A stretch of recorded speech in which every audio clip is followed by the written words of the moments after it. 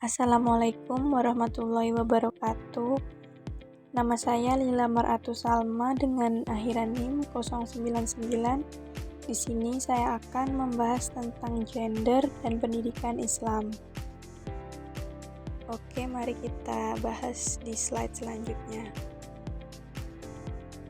Jadi, ini adalah materi-materi yang akan kita bahas hari ini.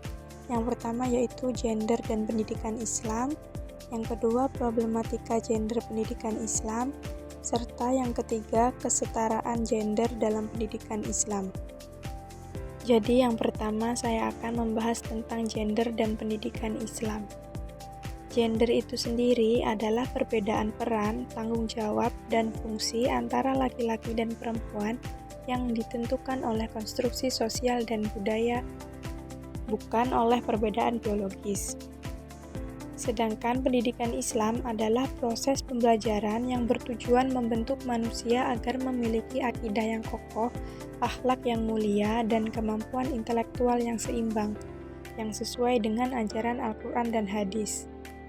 Jadi, gender dan pendidikan Islam itu ada hubungannya karena gender dan pendidikan Islam itu saling berkaitan dalam upaya membangun keadilan dan kesetaraan dalam akses pendidikan bagi laki-laki dan perempuan. Pendidikan Islam juga memberikan dasar nilai untuk menghilangkan diskriminasi gender, memastikan perempuan dan laki-laki memiliki hak yang sama dalam memperoleh ilmu dan menjalankan peran sesuai dengan syariat Islam. Selanjutnya yaitu problematika gender dalam pendidikan Islam. Terdapat sejumlah problematika gender dalam pendidikan Islam yang mempengaruhi kesetaraan akses dan kualitas pendidikan bagi laki-laki dan perempuan. Hal itu dipengaruhi oleh 1. Pemahaman yang tidak utuh terhadap ajaran Islam. Salah satu tantangan utama dalam pendidikan perempuan di Indonesia adalah adanya pemahaman yang sempit atau bias terhadap ajaran Islam. Dalam beberapa komunitas, masih terdapat anggapan bahwa pendidikan perempuan tidak sepenting pendidikan laki-laki. Banyak orang berpegang pada pandangan tradisional yang menyatakan bahwa peran utama perempuan adalah di ranah domestik, yaitu sebagai istri dan ibu. Dengan memahami dan menghargai kontribusi perempuan dalam sejarah Islam, kita dapat mengubah pandangan yang sempit dan membangun masyarakat yang lebih adil dan setara. Dengan demikian, kita dapat memanfaatkan potensi ini tanpa harus memandang jenis kelamin. Problematika yang kedua yaitu budaya patriarki. Dalam konteks ini, budaya patriarki menempatkan laki-laki sebagai pihak yang lebih berhak atas pendidikan dan kesempatan, sedangkan perempuan dianggap kurang membutuhkan pendidikan formal. Pandangan ini tidak hanya menciptakan ketidakadilan gender, tetapi juga berkontribusi pada rendahnya partisipasi perempuan dalam pendidikan di berbagai wilayah. Budaya patriarki ini merujuk pada sistem sosial di mana laki-laki memiliki kekuasaan dominan dalam berbagai aspek kehidupan, termasuk dalam keluarga, ekonomi, dan pendidikan. Kita bisa mengubah pandangan masyarakat tersebut dengan cara memberikan dukungan, dan kita dapat memastikan bahwa semua individu tanpa memandang jenis kelamin ini memiliki kesempatan yang sama untuk mendapatkan pendidikan dan mencapai potensi mereka. Jadi pendidikan perempuan bukan hanya hak, tetapi juga investasi penting bagi masa depan masyarakat secara keseluruhan. Problematika yang ketiga yaitu stereotip dalam kurikulum. Salah satu masalah yang signifikan adalah adanya stereotip gender yang membatasi peran perempuan. Dalam banyak kasus, perempuan seringkali digambarkan hanya dalam konteks peran domestik seperti ibu dan istri. Sementara laki-laki didorong untuk menempati posisi kepemimpinan dan peran publik di masyarakat.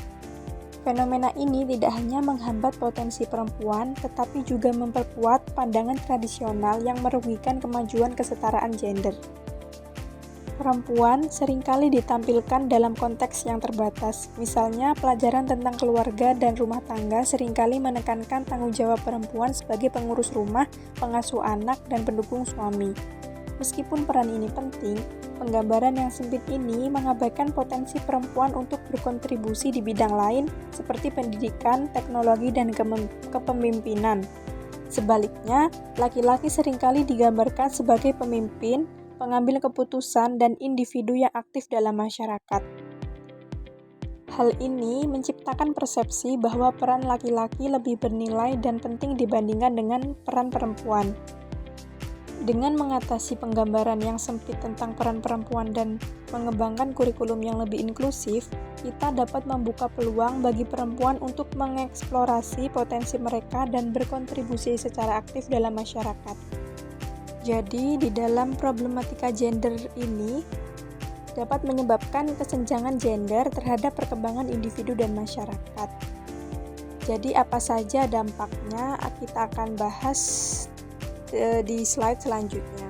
Jadi di sini terdapat dampak kesenjangan gender serta upaya yang dilakukan untuk mengurangi kesenjangan gender tersebut. Jadi mari kita bahas dampak kesenjangan gender terlebih dahulu.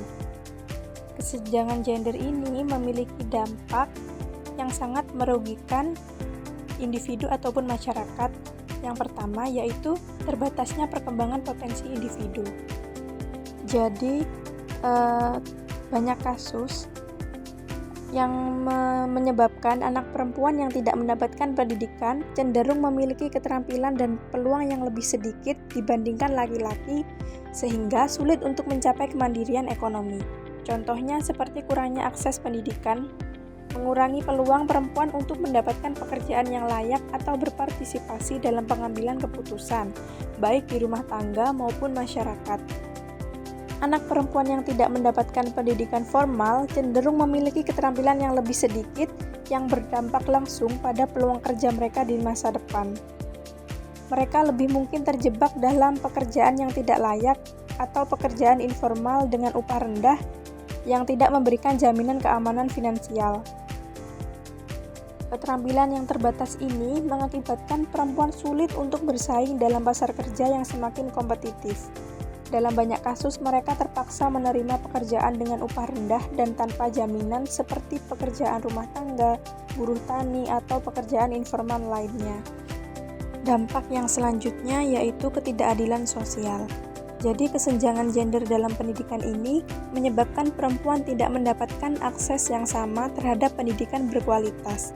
Hal ini mengakibatkan kurangnya keterampilan dan pengetahuan yang diperlukan untuk berpartisipasi secara aktif dalam masyarakat. Akses yang tidak setara terhadap layanan kesehatan juga menjadi masalah. Perempuan seringkali tidak mendapatkan perawatan kesehatan yang memadai yang berdampak pada kesehatan mereka dan anak-anak mereka. Ketidakadilan gender ini menciptakan stigma dan diskriminasi yang menghalangi perempuan untuk berkontribusi secara penuh dalam masyarakat, baik di bidang ekonomi, sosial maupun politik.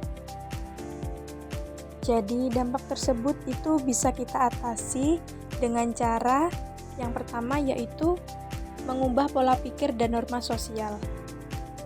Salah satu hambatan utama dalam pendidikan anak perempuan adalah norma-norma sosial yang membatasi peran mereka. Kampanye pendidikan dan kesadaran masyarakat diperlukan untuk mengubah persepsi bahwa pendidikan anak perempuan tidak penting. Beberapa langkahnya dapat berupa melibatkan tokoh agama, tokoh masyarakat, dan pemimpin lokal untuk mempromosikan pentingnya pendidikan anak perempuan. Selain itu, dengan menyebarkan atau mensosialisasikan cerita sukses perempuan yang berhasil karena pendidikan, sehingga dapat menjadi inspirasi bagi masyarakat. Upaya yang selanjutnya yaitu menciptakan kurikulum yang sensitif gender. Jadi, kurikulum pendidikan harus mencerminkan nilai-nilai kesetaraan gender dan mempromosikan peran positif perempuan.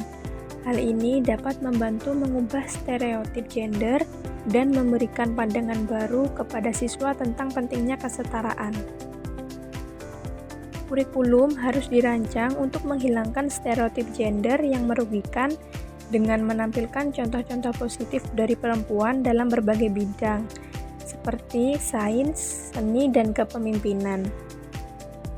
Dengan memperkenalkan materi yang mencakup perspektif gender dan keberagaman, sehingga siswa dapat memahami dan menghargai peran yang berbeda dari setiap individu tanpa memandang jenis kelamin. Dengan mengembangkan kurikulum yang sensitif gender ini, kita tidak hanya memberikan pendidikan yang lebih adil dan inklusif, tetapi juga membekali siswa dengan pemahaman yang lebih baik tentang kesetaraan gender. Upaya ini memerlukan komitmen dari semua pemangku kepentingan dalam pendidikan, mulai dari pemerintah, lembaga pendidikan, hingga masyarakat luas.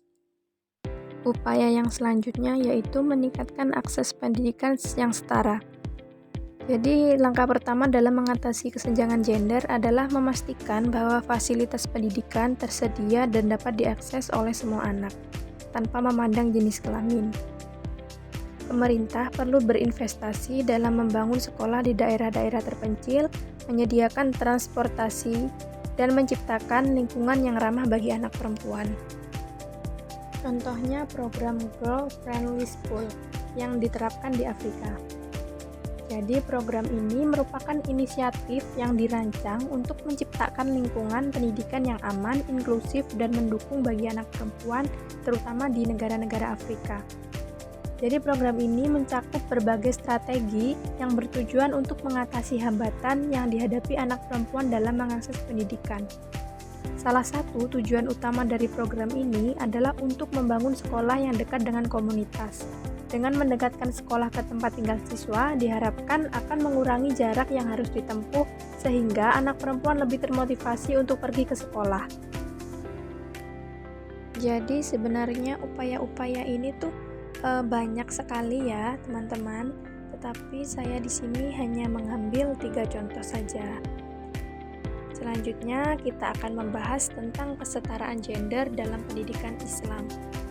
Kesetaraan gender dalam pendidikan Islam merupakan konsep yang penting untuk memahami bagaimana nilai-nilai Islam dapat diterapkan untuk mencapai kesetaraan antara laki-laki dan perempuan.